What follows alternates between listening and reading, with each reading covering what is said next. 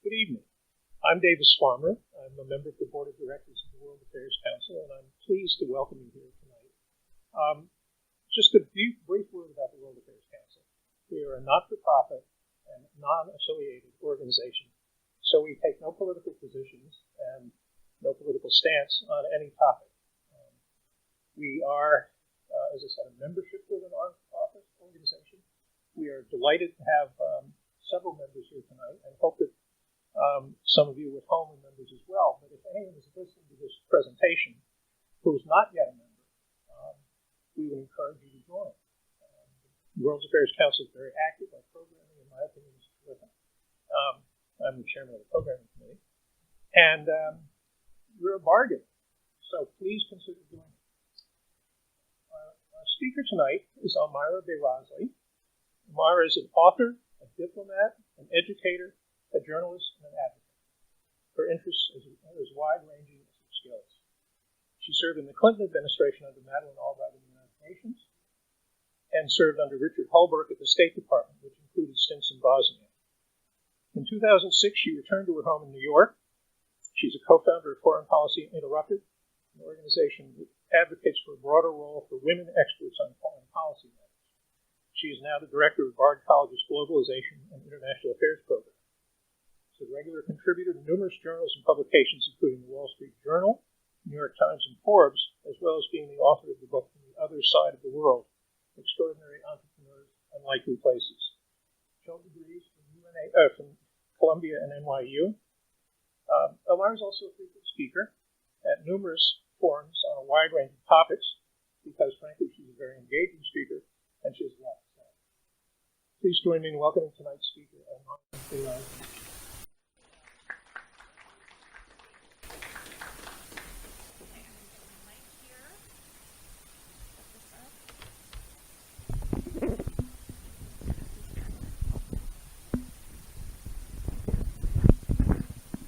Okay.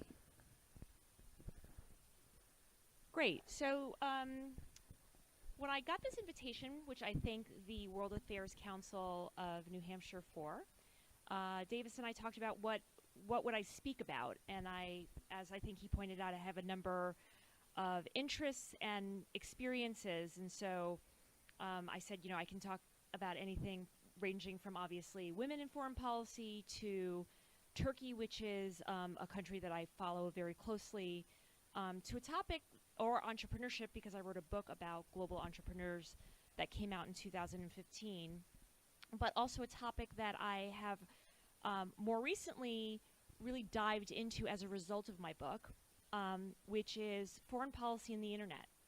And so tonight I wanted to talk a little bit about digital diplomacy, diplomacy in the digital age, what I like to say foreign policy in the time of the internet. And I know that when you say kind of anything digital, the first thing that comes to mind is cyber. It comes cyber hacking. And so we've heard a lot about cyber hacking, the SolarWinds hacking. We've heard about hacking that's happened on Wall Street. Obviously, incidents with China and Russia. I think everyone here is familiar with, you've heard about hacking of the 2016 presidential elections. We also think about Facebook and Google. And all of those elements are very much part of this new age in foreign policy. And it's very much rooted in, and when I say power, it's not just, having the authority to do something. What I'm really going back to is back to the 20th century and really back to kind of the post-World War II, 1945, and the way that the world was framed in this realm of the nation state. So I'm going to go back and do just a little bit of history to say kind of where we were and where we are today. So once upon a time, the nation state was the all-powerful being. It had a monopoly on information. It had a monopoly on governance. It had a monopoly on economics. And it had a monopoly on security and violence. really the nation state was kind of the only person that could declare war, again, once upon a time. And when you're talking about post-World War II, the most powerful nation state in that era was the United States. Yes, we can argue that the Soviet Union was also kind of the rival power, but as we saw after the Soviet Union collapsed in 1991, it was the United States. And so you have this all-powerful country that had a powerful military. It was a nuclear power. It was economically powerful. And it also was very powerful in terms of information. And now we fast forward to 1991, or we can go back, but the end of 1980s, beginning of the early 1990s. The world changed because the Berlin Wall came down, which is something that I mean, certainly when I was witnessing it, was something that we never thought would happen. And then the Soviet Union collapsed, and here was the end of the bipolar world. It was also a time, it coincided with the rise of digital technology. So you have the collapse of the Soviet Union, the United States comes out on top, and you have, I think does everybody remember AOL and Netscape? And we used to dial up, stick our, these cords into the landline and have the dial-up. I talk to my students about that now, and they kind of look at me like I'm very strange. But I remember the AOL and the Netscape days, and that really took us into this new digital age.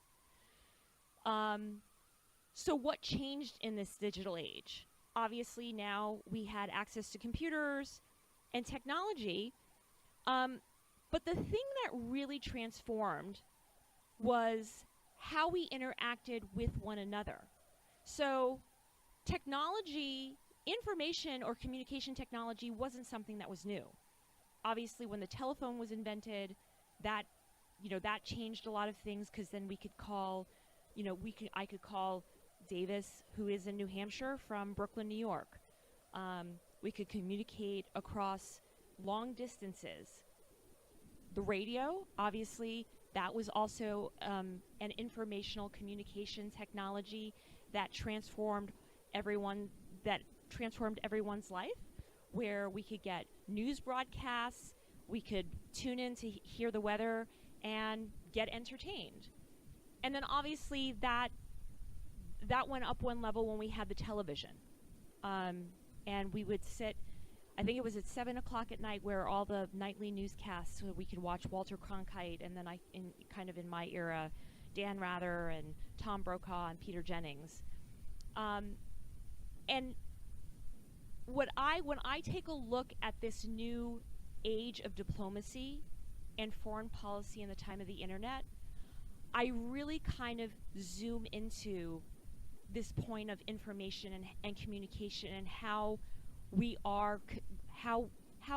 as individuals are interacting with this. Because whether it was the telephone, the radio, or the television, it was either a medium where it was one-to-one. And I remember when I was in high school, we used to have the party line so we could be one to many.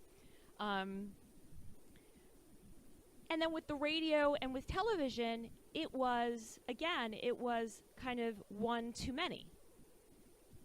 But in this digital age, what happened is we got the internet, and we started to have email, and then we had this advent of social media. We had Facebook, and we had Twitter, and now we have Instagram and all sorts of other websites that I don't understand and I don't take part in. And we went from many to many. And that I take from Clay Shirky. He talks a lot about this. He's another scholar that really looks at this digital age. So we went from having information from being kind of many to one, or one to one, or one to many to many communicating. And that really profoundly changed power. And it did change the nation state. And what I underline for my students, and I guess anybody who's watching here, what I think the one profound takeaway from this moment is we as individuals went from being an audience of information and communication to being participants in it. And that is what kind of dramatically has transformed the foreign policy landscape. And so when I take a look at, so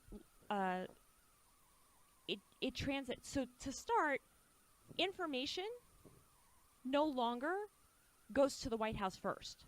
So when I remember in 2011, at the end of January 2011, the information that we were getting about what was happening in Tahrir Square was the same information that Barack Obama's White House was getting. We were all getting the same information in real time. That is a profound change. When you're talking about diplomacy, the strength of diplomacy was the diplomats and the people at the foreign ministries would be getting these communications from their embassies, embassy to embassy, and discussions about what would happen would take place in these oak-paneled rooms where then decisions would then get conveyed back to these embassies and policies would actually get implemented. But that wasn't happening, and you really saw that during the Arab Spring. Watching the Obama White House react in real time to the same things that we were seeing over Twitter and over CNN. And that was definitely a profound change. So the other things that changed was that we have now our reaction. How are we reacting to what is happening digitally around the world? And again, as I pointed out, diplomats had the advantage of sitting and having the time to actually kind of sit and negotiate and to talk to world capitals and world leaders. But now what you're having is when everything is being played out on social media, whether it is on Facebook or whether it's on Twitter, you have the rise of the influencers. And we were just talking about climate change and the most recent climate change, the UN Climate Change Conference, COP26, that I believe is concluding in Glasgow tomorrow. I think about Greta Thunberg, who became a social media sensation, and she is a huge influencer. And there are others like her who are not diplomats, but who are having a profound impact on foreign policy in a way that was just going to be impossible in an era where information and communication was not many to many. Greta Thunberg has millions of followers on Instagram, on Twitter, and people follow her and people listen to her. And when you turn on PBS NewsHour, she is headline on PBS NewsHour, and our diplomats are actually forced to listen to someone who I think is just slightly over 17 years old now, I think. And she's not the only one. I think that, when we saw in the Arab Spring, there were a number of influencers there. Wael Ghonim, who was working for Google at the time, he was somebody that, that had a profound impact and a public voice that people were turning to and people were listening to. And this is what is happening with diplomacy in this age of the internet. It is moving away from having people at the top with all of this information, making decisions, negotiating, talking to their counterparts. And so it going from kind of this top level to the top level. So now what's happened is the bottom has fallen out, and people at the State Department are listening to people who are on the ground, on the front lines, And so decisions are reactions are no longer being made in these oak paneled rooms. They're actually being made on the front lines of wherever the incident is happening. And in the 21st century, as we have seen over the past 2 years, our global challenges have changed. We're slowly coming out of a global pandemic that touched everyone in the globe. Transnational issues are more prominent in the 21st century with global health issues. I mentioned COP26. Climate change is obviously a transnational issue that touches everyone. And it's no longer a bilateral issue that is only going to deal with the United States or Russia or United States and China. It is impacting everyone. And so with the advent of these new global challenges, you also have this new framework, where this new landscape where people now can have power through information sources and communication sources. And it's not just the people like Greta Thunberg. When you take a look at what happened in Afghanistan this past summer, the Taliban has an extremely savvy internet and social media presence. When you take a look at Syria, one of the recruiting tools that ISIS managed to have was appealing to young men and women who felt disaffected in whatever homes they were, and appealing to them to come to Syria and fight on behalf of their cause. And so you're starting to see not only individuals who care about climate change or global public health or taking down a dictator in their country, but you're starting to see non-state actors such as ISIS or the Taliban and Al-Qaeda being able to use the same tools that are empowering normal citizens and normal people who care about certain issues and using it for their cause. And by the way, the other people, the third bucket that I wanted to touch on, the people that are really managing to use social media and the internet to their advantage, autocrats and strongmen. I think when you saw the advent of the internet, I know Bill Clinton has a famous quote that says, trying to control the internet is like trying to nail Jell-O to a wall.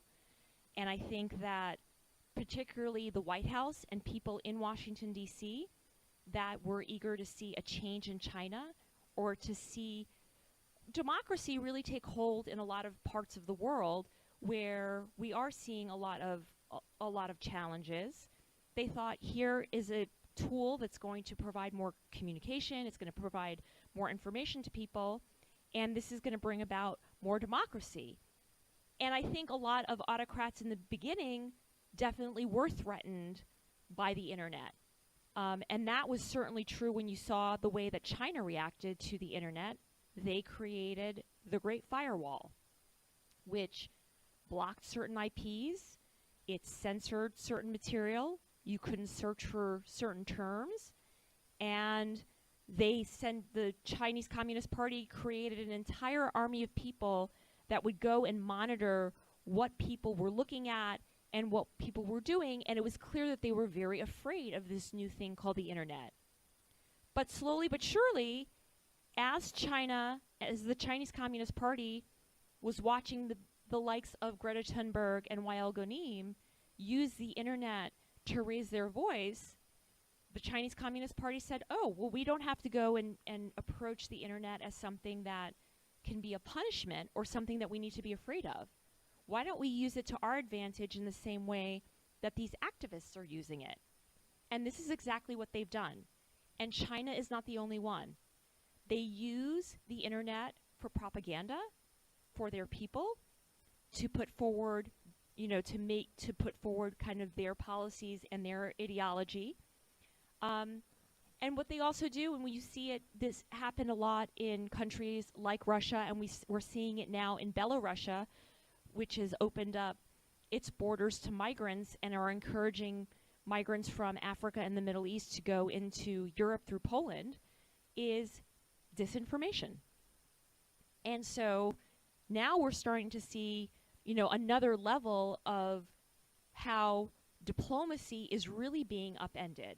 And again, going from working at a very top level where leaders and ambassadors and diplomats are connecting with one another, now we're actually seeing countries saying, we can go in there and we can just create enormous chaos.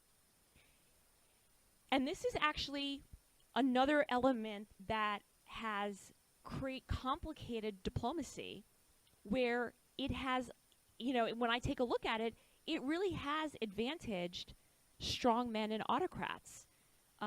Because as we're starting to see more global challenges, and we're starting to see the nation state really lose its authority on information and all of those other things that I mentioned early in the talk, and we're starting to see the rise of non-state actors, the United States, while it is still the superpower and still the strongest military power, still the strongest economy, still the largest economy, relatively speaking, other countries have caught up. So when you take economically looking at China, China is the second largest economy in the world. India is more powerful. Countries like Turkey, Nigeria, Brazil, Mexico, these countries that were once dependent on the United States economically, militarily, don't necessarily need the United States anymore. And this is profoundly changed as well. So, when you're talking about foreign policy in the internet age, another phenomenon that has happened is the United States has always made it a point to develop underdeveloped countries and really focus in on economic progress. Well, they've succeeded. They have succeeded, but the internet has also helped them along. And I spent several years traveling around in emerging market countries looking at digital technology companies and tech startups that are raising an enormous amount of venture capital money, and they are creating jobs but also bringing huge money and profits into their countries. And this is certainly what has happened in places like Mexico, like Brazil, and specifically Turkey. And when you take a look at the leaders in all of these countries, they all tend to be strongmen. Because while they are growing in confidence, the world has also been thrown into this chaotic, unstable place where things have become much more uncertain. And when you have somebody who comes before a large group of people and says, I alone can fix it, people respond to that.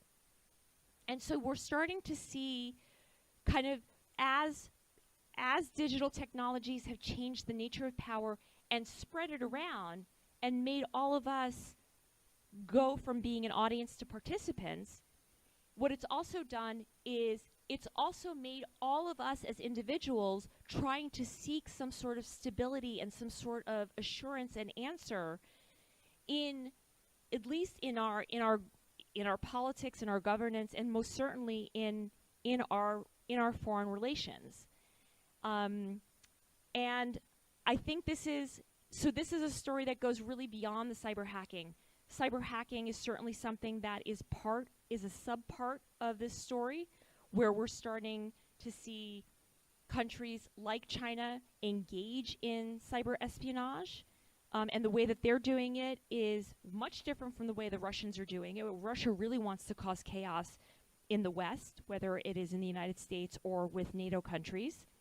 China is really eager to be an economic superpower. And so it is going out there and it is, hacking into businesses and really trying to steal intellectual property and doing all of these things. And I have to say, taking a look at our State Department, which I served in, and I think that the men and women who work in the Foreign Service are among the best in the world. And I can't actually think of a better diplomatic corps in the world. But I also think that one of the things that we're falling behind is when people are talking about diplomacy, they're not thinking about the internet and they're not thinking about digital technologies. The State Department is slowly catching up. They have opened up an office in Silicon Valley. But I think, diplomacy has changed, and I think we have to actually reassess how we're going out there and creating our foreign policies, because it can't be controlled from the center anymore. And with that, I'm gonna actually invite Davis back up here so that we can engage in a Q&A. And I thank you for listening.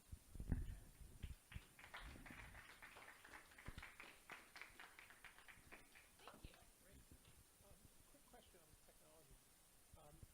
Do you need us to be using a microphone? Yeah. Okay. Should we put that down here so people can ask questions, and should Elmira and I use this one? Okay.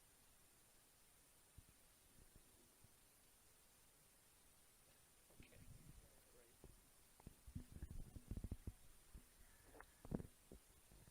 Questions from the audience?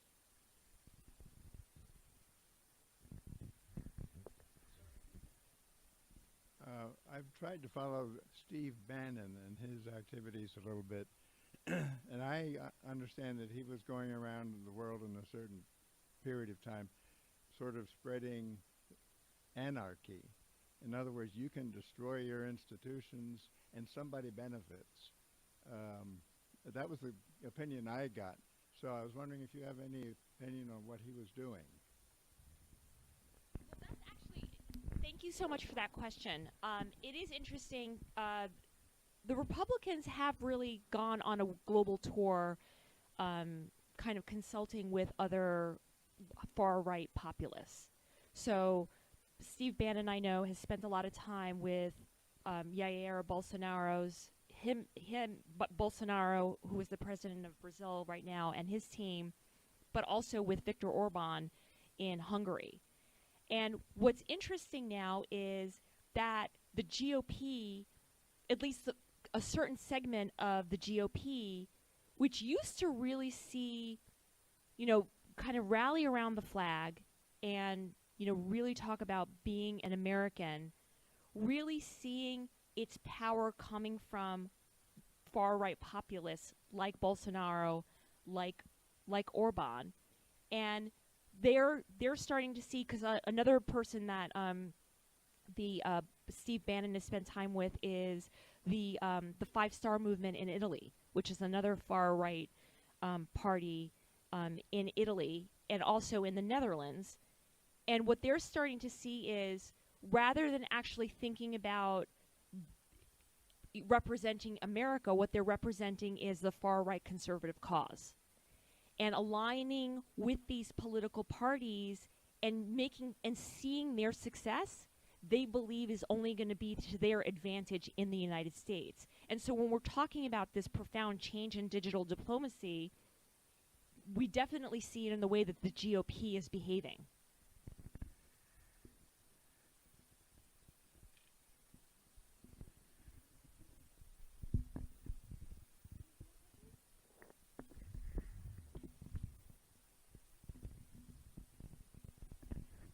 Hi, I'm a retired Foreign Service officer, and I appreciate the comments that you made about my colleagues. I worked overseas in a different time, and it's hard for me to imagine how effective a diplomat can be overseas now, given the social media and so on, and especially trying to conduct negotiations, because they cannot be public if you're going to succeed.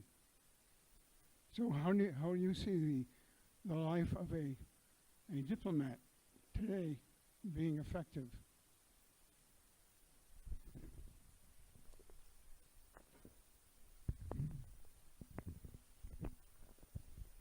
Thank you. I mean, I haven't been at the State Department in over 30 years now. And so I can't really, I can't really comment on how they're operating. But I do think it is outdated. And I do feel for the men and women who are serving our country, and thank you so much for your service.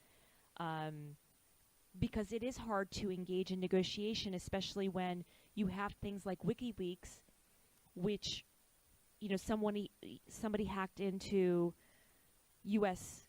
State Department servers and made public confidential cables. So I think that there's this fear on one level that if you are engaging with a U.S. diplomat, is what you're saying to that person going to actually be confidential and be kept secret, or is it going to end up on the internet, in a week or two? And so I think on one level, I think there's a real concern about if you're in France or you're in South Africa or you're in Argentina, are you going to be candid and honest with your American counterpart? Because the Americans are a target. I mean, I think one of the interesting things in the digital age is that the most powerful and the most advanced are the most vulnerable. And that is the United States. We are the prime target in this digital age for hacking, for all sorts of cyber chaos and all of this exposure. And so I think on one level, I think there's a security element of it, which I don't think that the people in Washington really take seriously enough. And I don't think that Congress has allocated enough funds